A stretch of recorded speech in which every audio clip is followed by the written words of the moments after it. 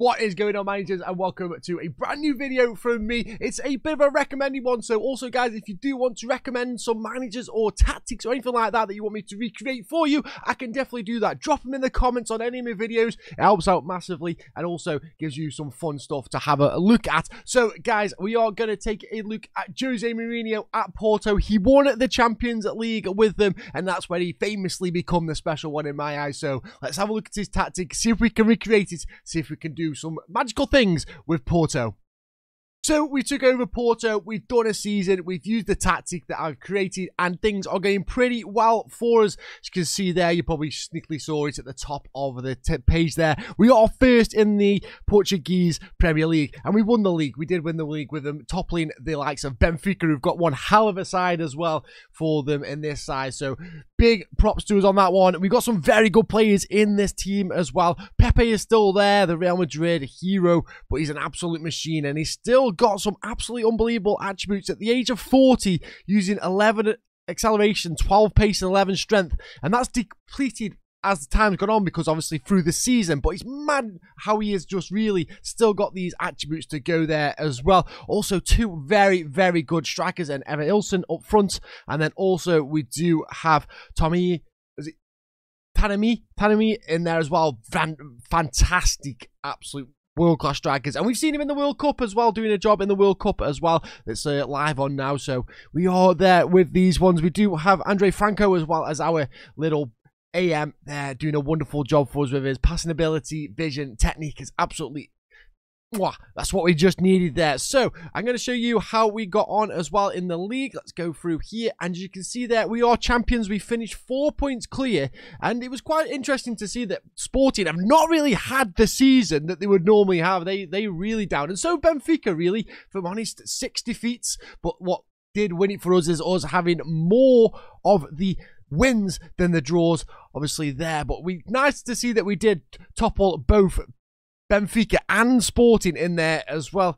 As you can see there, Tanami gets in with third, only 1 goal off topping the top of the golden boot there. Abdul Ruiz and Ederson in there, but one of our wonderful players, I say, Andre Franco, you'll see why he's getting the assist as well, with 16 there as well. Absolute brilliant play from us, and good to see that we've managed to kind of create something from what we've built with this tactic as well. You'll understand what I mean by that as well. Also, clean sheets. We were 2 clean sheets off the Golden Glove as well, but we did have most yellow cards with Otaviro. You'll see why, because the position that he plays involves him getting into some very naughty challenges.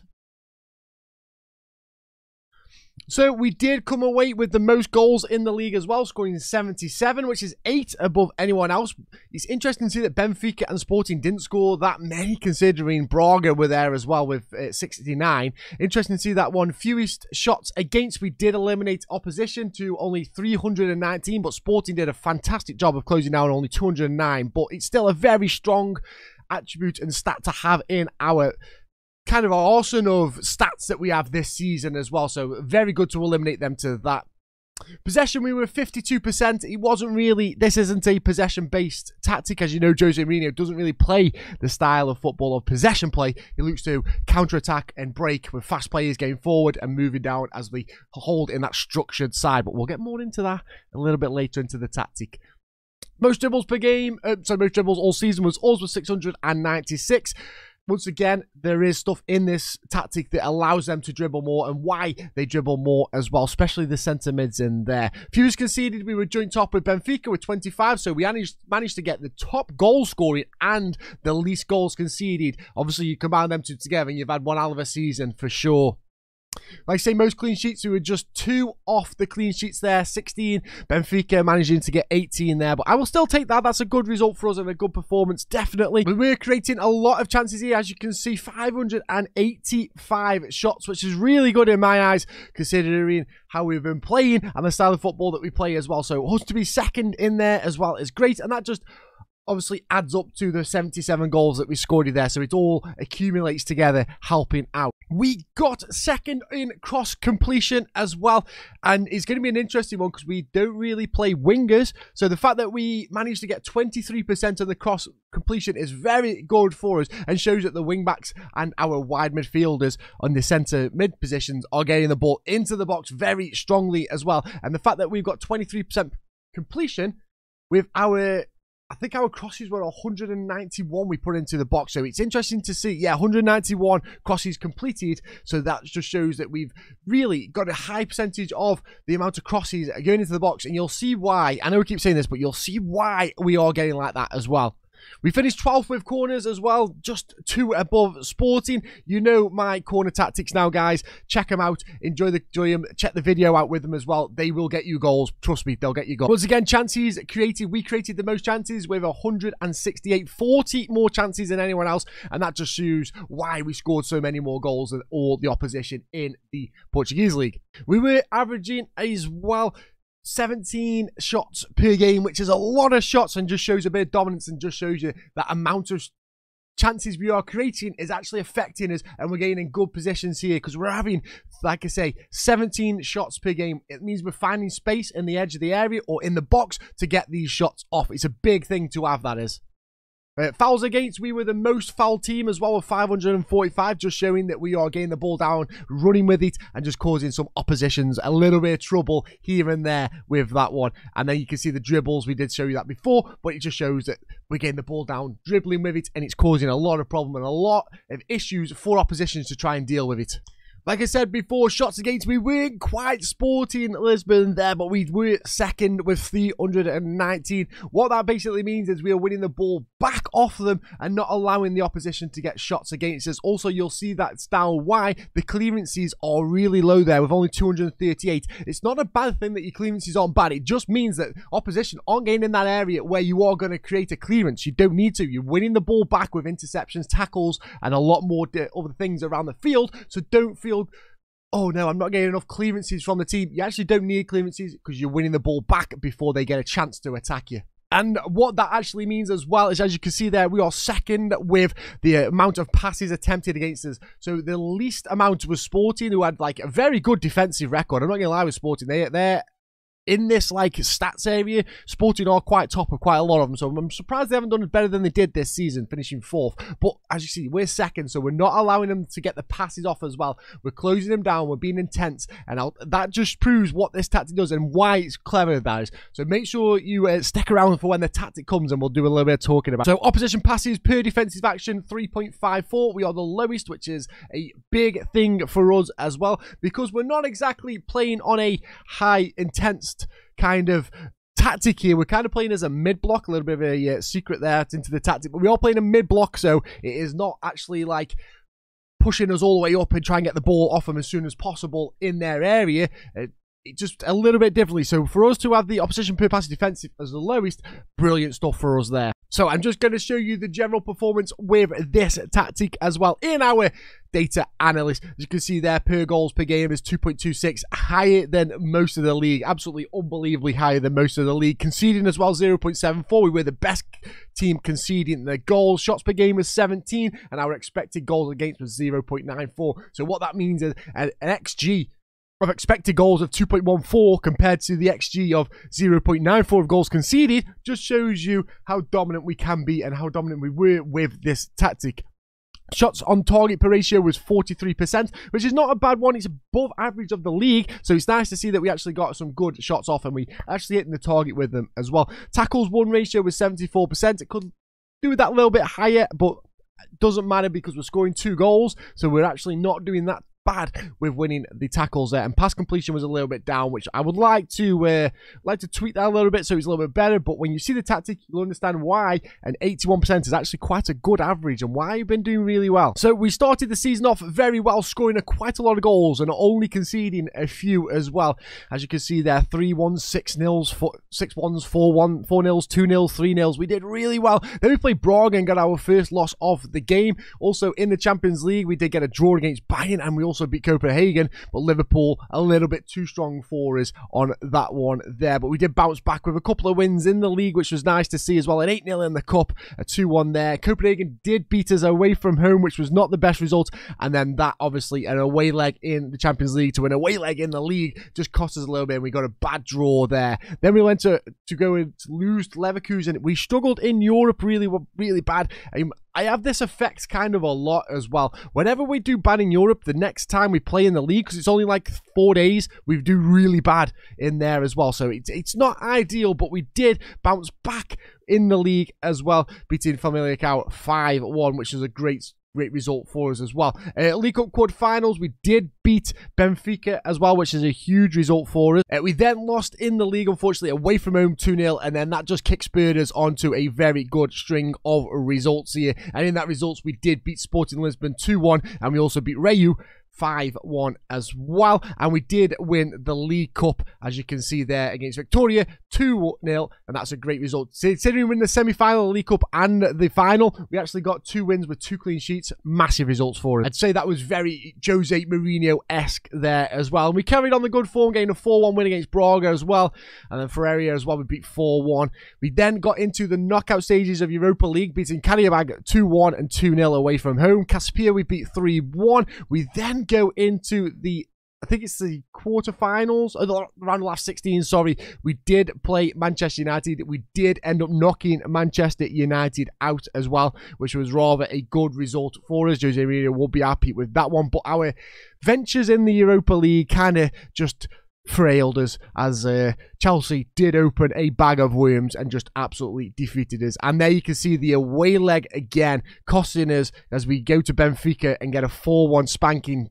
Every time we played away in Europe, the next game was always a tough one for us. But we did bounce back after the Chelsea game, pretty much winning every single game against a draw against Sporting Lisbon. But you want to see the tactic, right? So let's get into it and let me show you the tactic. So this is what José Mourinho played. It's solid, it's organised, defensive football, and it's a little bit more expressive on the attack as well. So what that means is they lock in when they need to defend. They defend really well together, and then they just break as fast. The defense is a little bit aggressive, and what I've done with that is just get stuck in to try and emulate that kind of football from in there. So we have got get stuck in on all our players. Normally I just play it on 1 or 2 players and do it in the player instructions, but here I've just gone full ball out for every single player to just be get stuck in and try and win the ball for aggressive defensive. So they won the ball back in a kind of like a compressed shape, and what that means is this back 4 and the 3 centre midfielders, they all track back together. They in a line together and they win the ball back, so it becomes like a solid 7 here. As these drop back down here and here, and that allows them to counteract them and just chill in like a 7, and then they put the ball up to our 2 advanced forwards because they try and get the ball and whip it in. It's great stuff from it. And then the AP there from Franco, who got the most assists in the team and second in the league for assists, just shows what he can do as our advanced playmaker there. Also, what this means is that these boys in the centre here can win the ball and push with the ball. Mourinho allowed the team to run with the ball. He didn't mind them running with the ball, and that's what they did. When these guys won the ball, if there was no options on here, it would allow the 2 wider centre midfielders to run with the ball and get forward with it. So we've got them as a box-to-box midfielder and a Calero, and these pretty much, as you can see, get further forward there. I know it doesn't, it kind of counteracts what it is, but I'm telling him to get further forward and run with the ball. That's what I'm allowing him to do as they work together. Yobi is an absolute fantastic one, and he is pretty much emulating what Costina would do for Mourinho in that Porto side. He would just sit here, mop up the ball as they are working together. He's the instigator to try and win that ball back as quickly and as possible in the line of that centre mids there. So he becomes Costinha and just tries to win that ball for him. Then we have the fullbacks as well. So we have Sanusi and Mario on there. We just allow 1 fullback to get forward because in the José Mourinho style of football, he didn't like too many players getting forward too much because it just left the defence a little bit vulnerable. So he only allowed 1 player to kind of go forward on the fullbacks, and 9 times out of 10 it would be on the left hand side as well. And you you'd know that that would be Nuno Volante who would be pushing down that left-hand side, trying to get forward as much as possible. And then you'd have on the other side Paulo Ferreira. But they were both capable back in the day of getting forward when they needed to. When one went up, the other one stayed back. They knew what they were doing. They knew how it worked. And that's exactly the style of football we were trying to play with these here. With this style of football that we would play, we try and then get the ball to Franco, who is our Deco of Porto from back then, and he would just distribute this ball to the advanced forwards that are making them runs, try and get it forward, long ball. Mourinho did play long style football. He played the directness of the football, and he could play it short if he needed to. So there was always options on there. It was the two centre mids running with the ball, or did it go long to the two advanced forwards that were up there, or play it to Deco or Franco in our case, and try and move the ball out and let him create the stuff. So with that style of football, we just went slightly more direct with it. We stayed fairly wide with it. We don't have wingers, so the fullbacks become our wingers as well. We work the ball into the box, so we try and get them direct balls into the back, behind the lines, try and get in and try and sneak it in there. And we also have run defenders, because we know that he liked the centre mids getting the ball and running with the ball. That allows Franco to run with the ball as well. Our Deco, who could obviously dribble and pass the ball as well and just become really good with it. So that's the kind of style that we've gone for there. A little slightly higher as well to get that ball moving a little bit faster. What we do have is we have regroup when we have lost possession and then counter when we've got it. So what regroup does is just sits back. So you see the box-to-box and the Calero, well, they just come back into their line of three and become that 7 defensive midfield block there with the defenders as well. So that's why we've kind of caught regroup back, because it just locks them in, but they're still pressing as well when they are locked into the position. So it just regroups them back into the position, which Mourinho wanted, as they were a structured defensive side, and allows them to lock the ball in before they get it forward. And then we just played the distribution to our fullbacks and wingers to get the ball up there. We can find Franco there, we can find the Deco, or we can find the midfielders that can run with the ball as well, or even push to the wingers that can get forward, because they become our wingers. And as you can see there, we have get stuck in. Like I said, we went a little bit aggressive with it. That's what he wanted. He was a real aggressive manager of wanting the ball back and aggressive defense. But we did play a mid-block, but with a high line. And what that does is that squeezes in our players so that the defense and the midfield are locked in together, and it just gets the ball down and plays some nice football and nice defensive structured ability there to get the ball back and play it to where they need to be to create the space and create gaps when they are attacking from the counter-attacking style of football. And then we did have press more. So because we're playing on a low block, or mid block, sorry, we are trying to get the ball back off them just as they're about to edge into our half. And what that does is, as you saw in the stats as well, guys, it stops people from getting shots on target, shots anywhere, getting final third touches in our area and stuff like that. It just allows that. That's why we have one of the fewest shots against us in the league, and why we have the fewest clearances. It's because we're winning the ball back. We're not waiting to clear the ball out from a mistake from them. We're actually forcing the ball and try and get it off them as soon as possible. That is the tactics, guys. I'm going to run you through some highlights of the game to show you just how stuff works, how stuff's been playing, and how it is. And hopefully in the link below, the description below, there'll be a link about all this tactic, and you can download it yourself and try it yourself and see if you can do better with in the European side of football with this Porto side. But a win first season is great stuff for us. Here's a goal that comes all the way from our goalkeeper, as we find João Pedro there. One of our midfielders are out on the wing, finding Evanilson, getting that ball forward as soon as possible, try and get it to him